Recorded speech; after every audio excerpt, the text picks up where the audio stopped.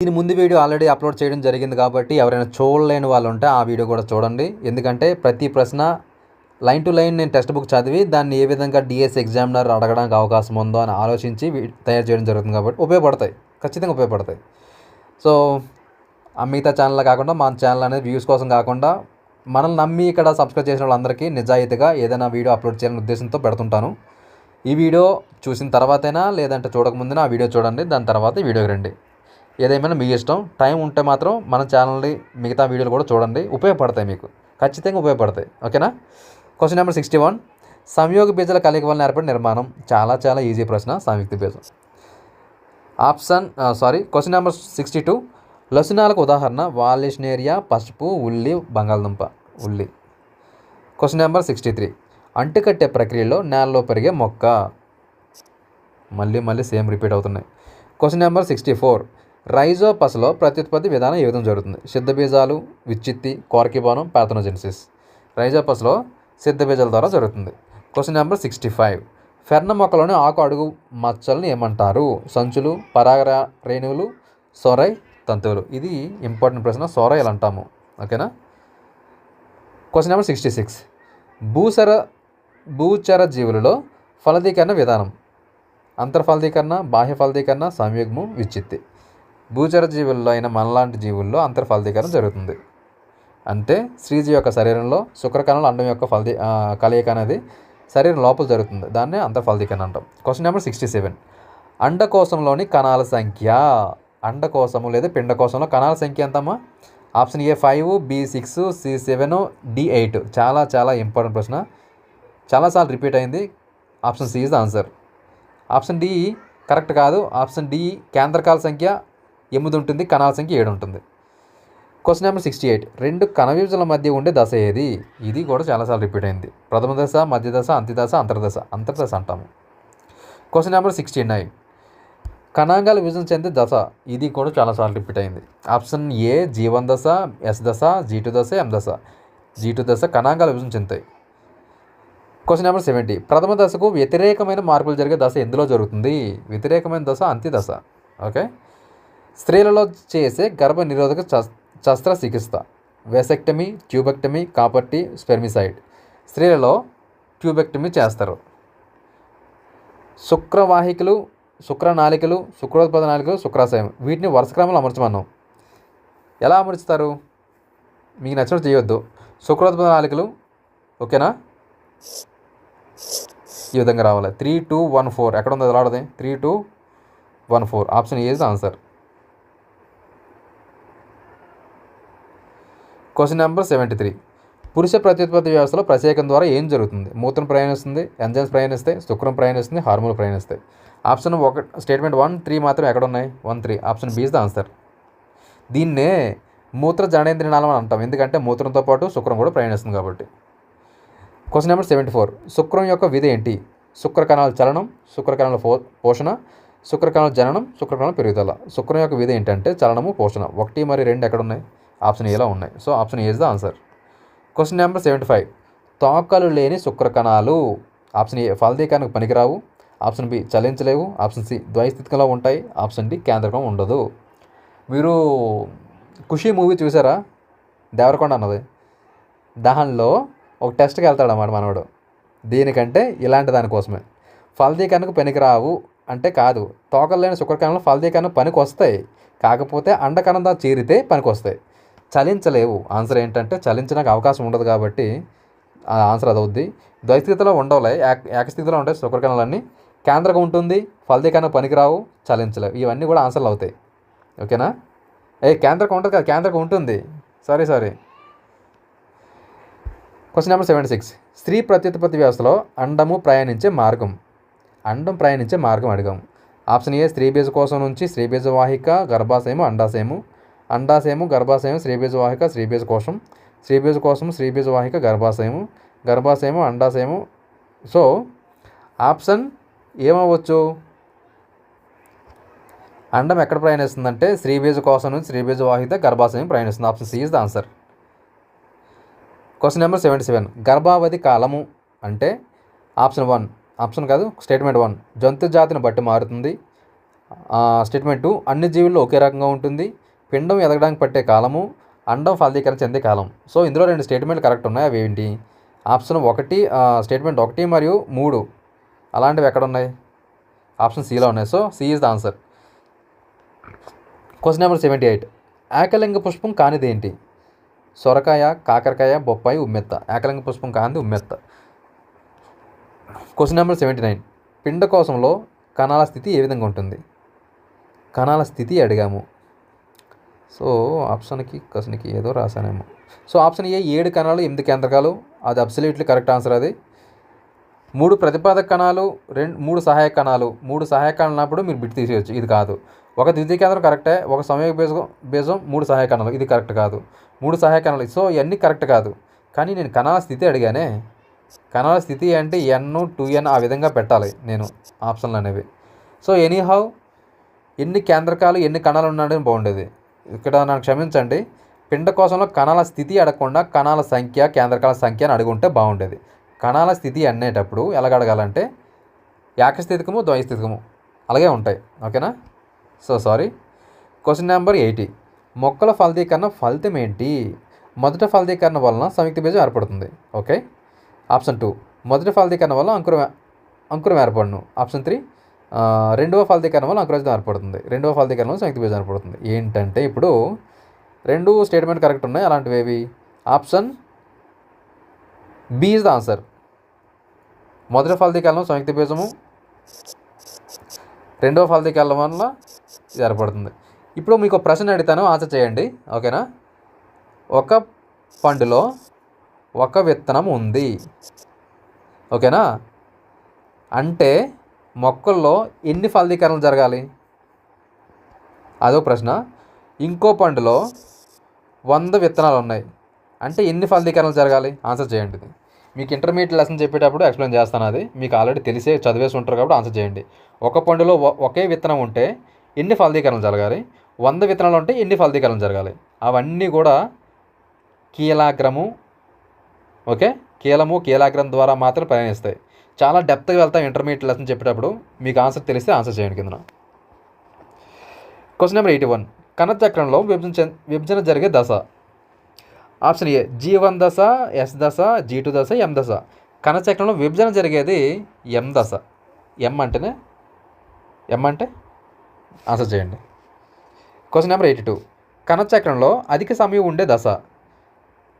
S దశ, G1 దశ, G2 దశ, M దశ. S దశ సింథసిస్ స్టేజ్ అనమాట.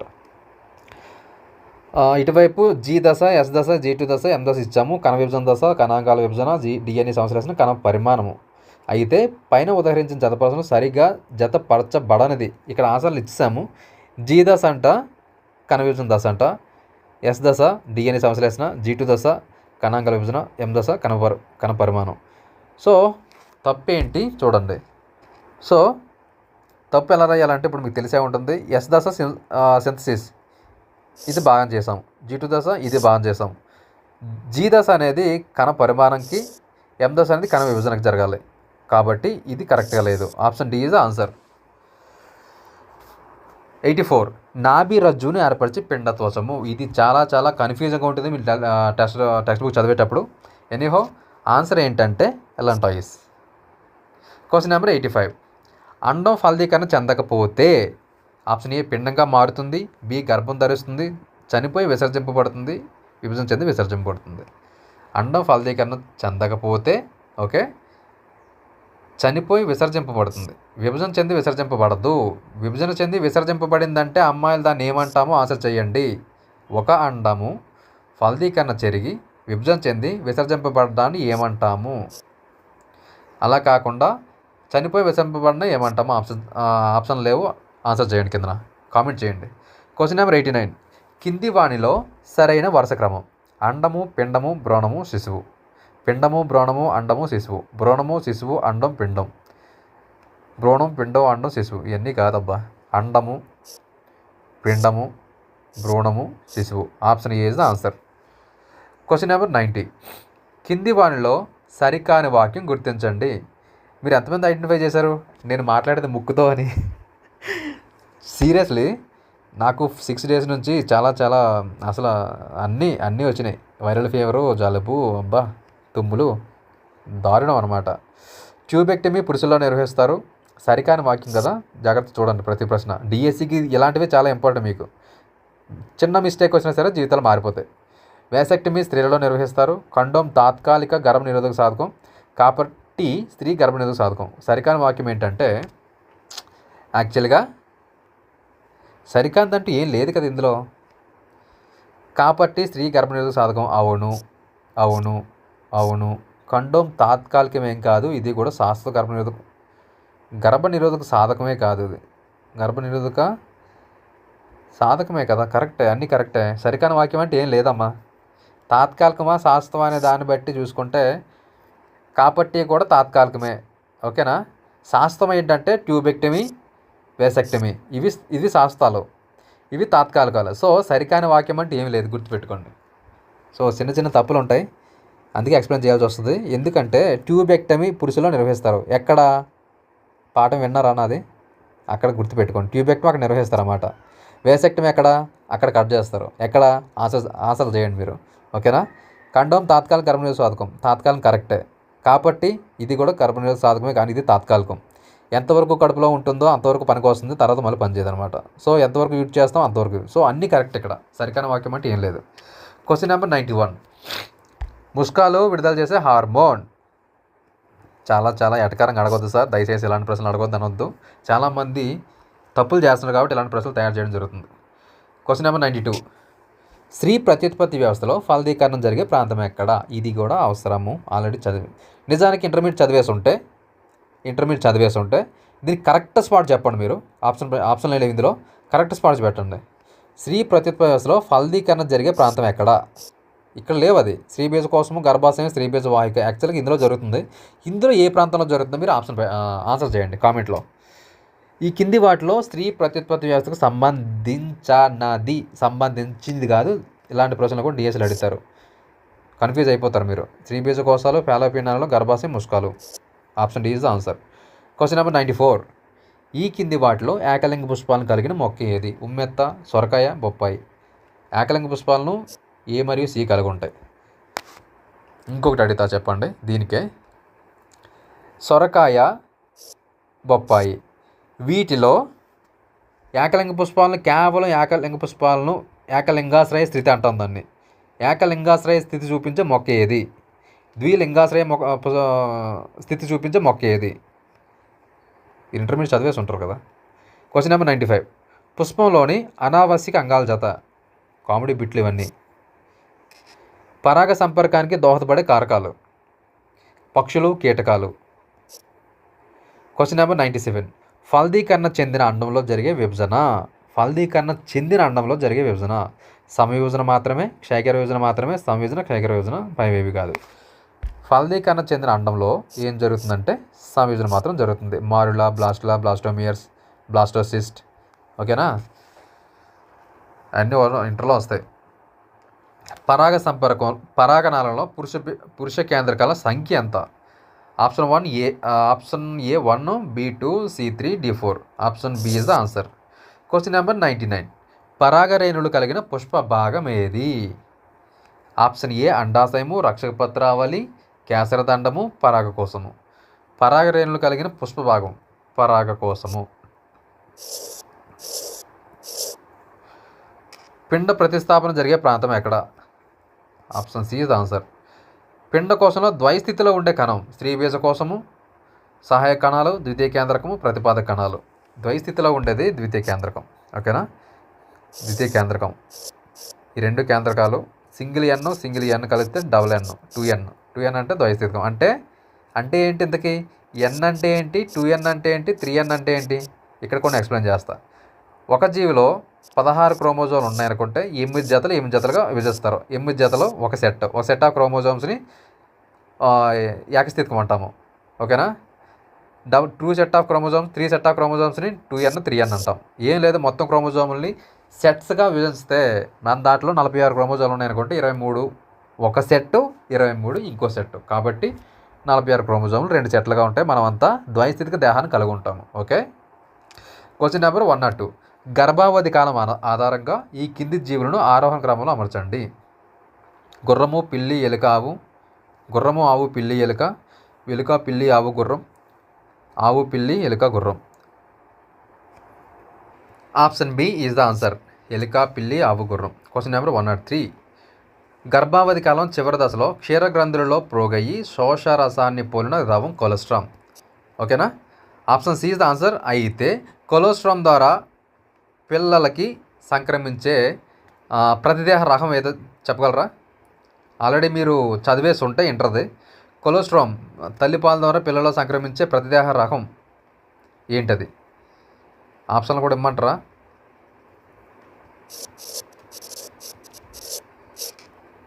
ఇమ్యునోగ్లోబులిన్ జి, ఇమ్యునోగ్లోబులిన్ ఏ, ఇమ్యునోగ్లోబులిన్ ఎం, ఇమ్యునోగ్లోబులిన్ ఈ, ఇమ్యునోగ్లోబులిన్ డి. ఇందులో ఏది తల్లిపాల ద్వారా పిల్లలకు సంక్రమించే ప్రదేహం?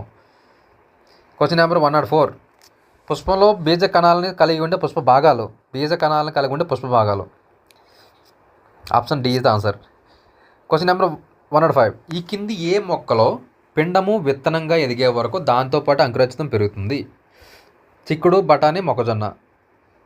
పిండం విత్తనంగా ఎదిగే వరకు దాంతోపాటు అంకురోచితం ఉంటుంది. అంటే అంకురోచితానికి కలిగిన విత్తనం ఏదని అర్థం. Option B is the answer. మీకు మొక్కజొన్న ఈ విధంగా కనిపిస్తుంది కదా పిక్క. అయితే ఈ భాగం అంతా అంకురోచితమే, గుర్తుపెట్టుకోండి. మీరు తినేదంతా అంకురోచితమే, ఇది మాత్రమే విత్తనం అసలైంది. ఇదంతా కూడా 3N. నా లెసన్లు మీరు పూర్తిగా వింటే చాలా చాలా కొత్త విషయాలు నేర్చుకుంటారు మీరు. అంటే బయాలజీలో టెక్స్ట్ బుక్లో ఉన్న దాంతో పాటు ఎక్స్ట్రాగా కూడా నేర్పించడం జరుగుతుంది. ఎందుకంటే టెక్స్ట్ బుక్లో ఉన్న దాన్ని మాత్రమే స్టూడెంట్కి ప్రజెంట్ చేస్తే అతనికంటే వేరే టీచర్ మరొకటి ఉండడం. టెక్స్ట్ బుక్లో లేనిది అవసరమైంది చెప్పేవాడే టీచర్ అన్నమాట. సో ఈ విధంగా ఉంటుంది. అదే ఆముదం గింజ అయితే ఇదంతా విత్తనం అనుకుంటే ఇక్కడ ఉంటుంది అంకురోచితం. మీరు గమనించారు ఎప్పుడైనా? కొబ్బరికాయలో ఉన్న నీరంతా అంకురోచితమే. ఓకే, స్వేచ్ఛా కేంద్రకం అనమాట. స్వేచ్ఛా కేంద్రక స్థితిలోనే అంకురోచితం అనమాట. అది ఇంటర్లో ఎక్స్ప్లెయిన్ చేస్తాను అది. Question number 106. క్రోమోజోములు జతలుగా ఉంటాయని గుర్తించిన శాస్త్రవేత్త ఎవరు? Option C is the answer. Question number 107. అనువంశిక లక్షణాలకు కారకాలు ఎవరు? జన్యువులు. ఓకే. Question number 108. మానవుల్లో క్రోమోజోముల సంఖ్య ఎంత? ఇప్పుడే చెప్పాను కదా, క్షమించండి, 23 జతలు. Question number 109. సమవిభజన జరిగే కణాలు ఎక్కడ? శారీరక కణాలు, లైంగిక కణాలు, ఏ మరియు బి, పైవేవి కాదు. శారీరక కణాల్లో మాత్రమే జరుగుతుంది సమవిభజన. Question number 110. జతపరచమని ఇచ్చాను నేను. విచ్చిత్తి, కోరకిభవనం, ముక్కలాగుట, పునరుత్పత్తి, అనిషేక జననం అనే ఒక పక్క. గ్రూప్ బిలో తేనెటీగలు, ప్లనేరియా, పారామీషియం, ఈస్ట్, స్పైరోగెరా. మీ ఆన్సర్ నోట్ చేసుకోండి. ఒకటి మాత్రం మీకు క్లియర్గా చెప్తున్నాను, నా ఛానల్ మాత్రం వెటకారంగా చూస్తే మాత్రం నేను ఒప్పుకోను. అది ఏదో వీడియో పెట్టారు కదా అని కాదు. నేను వీడియో పెట్టానంటే ఒక్కడికైనా సరే జెన్యున్గా ఉపయోగపడుతుంది. కాబట్టి అలా స్కిప్ చేసి వెళ్ళొద్దు. ఖచ్చితంగా చూడండి. అది మీకు ఎలా ఉంటుందంటే రీకాలింగ్ మెథడ్లో ఉపయోగపడతాయి. ఓకేనా? నేను సరదాగా వీడియో చేయట్లేదు, అప్పుడప్పుడు చేసినా సరే అది ఖచ్చితంగా ఉపయోగపడుతుంది మీకు. సో అర్థం చేసుకోండి. మీరు ఇచ్చే లైక్లు, షేర్లు కూడా నాకు అవసరమే, కాదనట్లేదు. కాకపోతే నేను ఇచ్చే కంటెంట్ అనేది మీకు ఖచ్చితంగా మీ లైఫ్ని టర్న్ తీసుకుంటుంది మంచిగా. విచ్చిత్తి, కోరకిభవనం, ముక్కలాట, పునరుత్పత్తి ఇవన్నీ కూడా కింద ఆప్షన్లు ఇచ్చాను, మీరు నోట్ చేసుకోండి. నేను కొంచెం ఎక్స్ప్లెయిన్ చేస్తాను. విచ్చిత్తి ఎక్కడ జరుగుతుంది? కోరకిభవనము, విచ్చిత్తి, పారామీషియం, కోరకిభవనము, ఈస్ట్, ముక్కలవడం, స్పైరోగైరా, పునరుత్పత్తి, ప్లనేరియా, అనిషేక జననం, తేనెటీగ.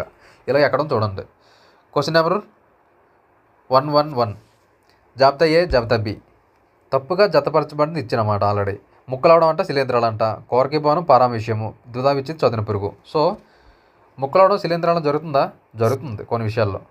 కోరకిభవనం పారామీషియంలో జరగదు, దుదా విచ్చిత్తి చదును పురుగు జరగదు. కాబట్టి 2, 3 ఎక్కడ? Option B is answer. Question number 112. సరైన క్రమాన్ని గుర్తించండి. ప్రథమ దశ, చలన దశ, అంత్యదశ, మధ్య దశ. ప్రథమ దశ, మధ్య దశ. Option B is answer. మళ్ళీ దీనికి చూడవసరం లేదు మీరు. Question number 113. సమవిభజనలోని కణచక్రం యొక్క ఫ్లో చార్ట్ను దశలను సరైన క్రమంలో అమర్చండి. ఎస్ దశ, G2 దశ, M దశ, G1 దశ. అయితే ఇక్కడ ఎస్ దశను 1, G2 దశను 2, M దశను 3 ఈ విధంగా ఇచ్చాం. సరైన వరుస క్రమం ఏంటి? ఇందులో ఎలా జరుగుతుంది ఇంతకీ? ఇది కదా జరిగేది. ఓకేనా? ఇక్కడ మళ్ళీ అంతర్దశ ఉంటుంది. G1 దశ, ఎస్ దశ, G2 దశ, M దశ. అంటే ఇక్కడ ఏముంది? 4, 1, 2 3 4 1 2 3 ఆప్షన్ ఈజ్ ద ఆన్సర్. శుక్ర కణాలను ఉత్పత్తి చేసే పురుష ప్రత్యుత్పత్తి వ్యవస్థలో భాగము. ఈ పెద్ద బిట్ అడిగేసా సార్ ముష్కాలు. Question number 115. బొమ్మలో గుర్తించిన ఎక్స్ దీన్ని చూస్తుంది. అర్రే నేను ఇక్కడ బొమ్మ వేయడం మర్చిపోయాను. ఇక్కడ వేద్దాం అయితే. ఇది పిండ కోసము అనుకుందాం, మరి ఏం చేద్దాం. ఇందులో ఎక్స్ దేన్ని పెడదాము? దీని ఎక్స్ అనుకుందాం, ఓకేనా. దీనిలో ఎక్స్ దేని చూస్తుందంటే ధ్రువ కేంద్రకాన్ని అనుకుందాం. ఇందులో అన్ని ఎక్స్గా పెట్టవచ్చు. ఇది ఎక్స్ అనుకుంటే ఏమవుద్ది, ఇది ఎక్స్ అనుకుంటే ఏమవుద్ది, ఇది ఎక్స్ అనుకుంటే ఏమవుద్ది. మొక్కల్లో పురుష బీజ కేంద్రకం ద్వితీయ కేంద్రంతో కలిస్తే ఏర్పడేది. పురుష బీజ కేంద్రకం ద్వితీయ కేంద్రంతో కలిస్తే అంకురచితం ఏర్పడుతుంది. ఇప్పుడే చెప్పాను. Question number 117. విభజన చెందని కణాలను శరీర భాగము. గుండె, మెదడు. గుండె ఆప్షను ఇక్కడ. 118. జతపరచమని ఇచ్చాను. చేతనము, అంటుతొక్కడ, లసనము, దుంపకాండం, స్టోలన్. ఉల్లి, వాలిస్నేరియా, మల్లె, మందార, బంగాళదుంప. సో ఇక్కడ ఆన్సర్లు ఉన్నాయి కాబట్టి నోట్ చేసుకోండి, నేను ఎక్స్ప్లెయిన్ చేస్తాను తర్వాత. చేదనము మందార, అంటుతొక్కుట మల్లె, లసునము ఉల్లి, దుంపకాండం బంగాళదుంప, స్టోలను వాలిస్నేరియా. ఓకేనా, సరిపోతుంది ఇక్కడికైతే ఇలాగా. Question number 119. ప్రథమ దశ, మధ్య దశ, చలన దశ, అంత్యదశ, అంతర్దశ. అయితే ఇటుపక్క విరామ దశ, ధృవాల వైపు కదలిక, మధ్య ఫలకము, కేంద్రకం అదృశ్యము, కేంద్రకం ఏర్పాటు, ఇవన్నీ ఉన్నాయి.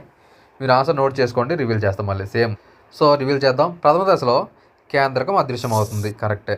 మధ్య దశలో ఏమవుద్ది? మధ్య ఫలకం ఏర్పడుతుంది, మధ్యస్థ ఫలకం. చలన దశలో ధృవాల వైపు కదలిక, అంత్యదశలో మళ్ళీ కేంద్రకం ఏర్పాటు, అంతర్దశ, విరామ దశ. ఇది అనమాట. Question number 120. G1 దశ, S దశ, G2 దశ, M దశ, అంతర్దశ. ఓకే, సేమ్ ప్యాటర్న్లో మళ్ళీ ఎక్స్ప్లెయిన్ చేస్తాను. మీరు ఆల్రెడీ తెలిసి ఉంటే నోట్ చేసుకోండి. G1 దశ అంటే కణ పరిమాణం. S దశ అంటే ఏంటి? క్రోమోజోములు రెట్టింపు. G2 దశ కణాంగాల విభజన. M దశ విభజన దశ.